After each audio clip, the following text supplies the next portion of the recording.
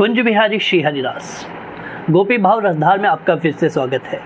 इसके पूर्व हमने चर्चा की थी कि गोपियाँ कृष्ण को गुप्त कैसे रखती हैं, अपने प्रेम को गुप्त कैसे रखती हैं, और आज हम चर्चा करेंगे कि व्रज की महिमा वैकुंठ से भी ज़्यादा क्यों है। देखिए, वैष्णव सिद्धांत में सबसे उच्च स्तर की जो अवस्था है वो मोक्ष को माना है, वैकुंठ को माना है। माना जाता है कि जब हम अपने शरीर का परित्याग करके ये आत्मा वैकुंठ में जाती है तो उसके बाद पुनर्जन्म नहीं होता, पुनर्जन्म न विद्यते, उसके बाद पुनर्जन्म नहीं होता। उसके बाद ये आत्मा, ये जीवात्मा परमात्मा में मिल जाती है। अब वैकुंठ में भी कई लोगों के अलग अलग सिद्धांत हैं। कई लोग मानते हैं कि वैकुंठ कैसा होगा, कई लोग मानते हैं कि क्या शिवलोक वैकुंठ है, ब्रह्मलोक वैकुंठ है, या फिर विष्णु लोक वैकुंठ है। अब विष्णु लोक में भी अलग अलग भेद हो जाते हैं। कृष्ण का जो धाम है उसको गोलोक धाम कहा जाता है, राम का जो धाम है उसको साकेत धाम कहा जाता है, और नारायण विष्णु का जो धाम है उसको वैकुंठ कहा जाता है। तो क्या जो शिवलोक में जाते हैं उनकी मोक्ष नहीं होती, ब्रह्मलोक में जाते हैं उनकी मोक्ष नहीं होती? देखिए, वैकुंठ का सीधा सा मतलब है जहाँ कुंठा नहीं हो, जहाँ हमारी बुद्धि कुंठित ना हो। लेकिन इसका दूसरा तात्पर्य भी वैष्णवजन निकालते हैं कि आप यदि ब्रह्मलोक में जाते हैं, शिवलोक में जाते हैं, साकेत धाम में, गोलोक धाम में, किसी भी धाम में आप क्यों नहीं जाएं, वहाँ से आपको लौटकर वापस नहीं आना पड़ता, क्योंकि वहाँ पर आपकी बुद्धि कुंठित नहीं होती, आपको वहाँ पर माया नहीं व्याप्ति, वहाँ पर आपको नारायण की सेवा व्याप्ति है, वहाँ पर आपको शिव की सेवा व्याप्ति है, वहाँ पर भक्ति है, वहाँ पर ज्ञान है, वहाँ पर भजन है, और वहाँ पर आपका इष्ट आपके साथ है। जब इष्ट हमारे साथ हो तो उसके बाद यहाँ पर कैसे आना पड़ सकता है? तो वैकुंठ का नाम है जहाँ हमारी बुद्धि की कुंठा मिट जाए, वो है वैकुंठ। तो ब्रह्मलोक भी वैकुंठ है, विष्णु लोक भी वैकुंठ है, साकेत धाम और गोलोक धाम भी वैकुंठ है। तो वैकुंठ का यही मतलब वैष्णवजन निकालते हैं। अब देखिए, हमारे वैष्णव सिद्धांत में ये तो है कि वैकुंठ सबसे उच्च है, लेकिन गोपियाँ कहती हैं कि जब आप वैकुंठ जाते हो तो वहाँ पर आप अपने इष्ट का आलिंगन नहीं कर सकते, आप अपने इष्ट को स्पर्श नहीं कर सकते। वहाँ पर चलती किसकी है? वहाँ पर नारायण की चले, वहाँ पर लक्ष्मी की चले, बिना लक्ष्मी के तो नारायण हिले भी नहीं, वहाँ पर लक्ष्मी की आज्ञा चलती है। अब लक्ष्मी की महिमा तो हम सभी जानते हैं कि लक्ष्मी की कृपा तो ब्रह्मा भी पाना चाहते हैं, क्योंकि बिना लक्ष्मी के तो कुछ होता नहीं। अब वहाँ पर वैकुंठ के लोगों को पूछो कि क्या आप अपने नारायण को स्पर्श कर सकते हो, अपने नारायण की सेवा कर सकते हो, अपने नारायण का आलिंगन कर सकते हो, अपने नारायण का चुंबन कर सकते हो?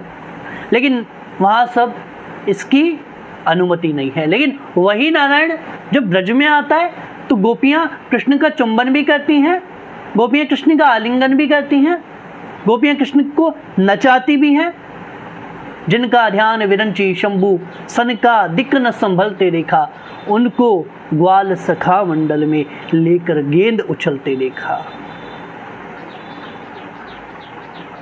तो वो नारायण जब ब्रज में आता है तो बताता है कि यहाँ पर मैं ईश्वर नहीं हूँ, यहाँ पर मैं ग्वाल हूँ, यहाँ पर मैं गोपियों का कान्हा हूँ, यहाँ पर मैं ग्वालों का सखा हूँ। तो वो नारायण जब वैकुंठ से ब्रज में आते हैं तो लक्ष्मी जी को डर लगता है कि हमारे कन्हैया के पैरों में कहीं कांटे ना चुभ जाएं, हमारे कन्हैया के पैरों में कहीं कंकड़ ना चुभ जाएं। तो लक्ष्मी जी अपने हाथों में झाड़ू लेकर ब्रज की सेवा करती हैं, ब्रज का बुहारा निकालती हैं, भूमि को कोमल लक्ष्मी जी बना देती हैं, और जो माटी है उसमें सौम्यता भर देती हैं, फूलों में खुशबू, और पूरे ब्रज को अपने हाथों से स्पर्श करके अलौकिक बना देती हैं लक्ष्मी जी। तो लक्ष्मी जी भी जहाँ पर सेवा करने आती हो वो है ब्रज।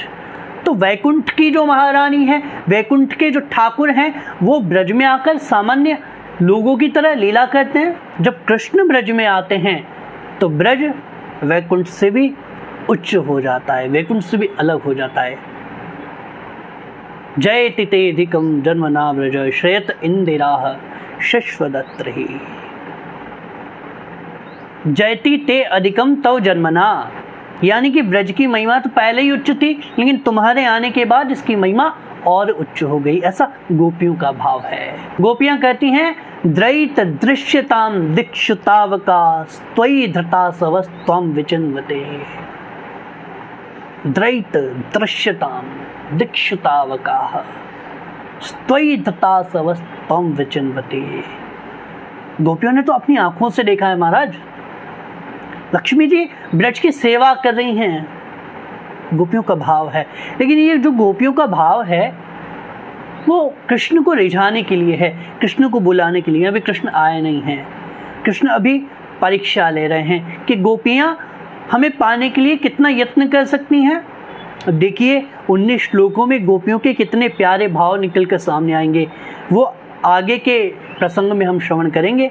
गोपी भाव रसधार में आज के लिए बस इतना ही। हमारी श्रृंखला से जुड़ने के लिए चैनल को सब्सक्राइब कीजिए और बेल आइकन पर क्लिक कीजिए। आपके मन में जो भी सवाल हो आप इंस्टाग्राम पर पूछ सकते हैं, लिंक हमने डिस्क्रिप्शन में दे दिया है। कुंज बिहारी श्री हरिदास।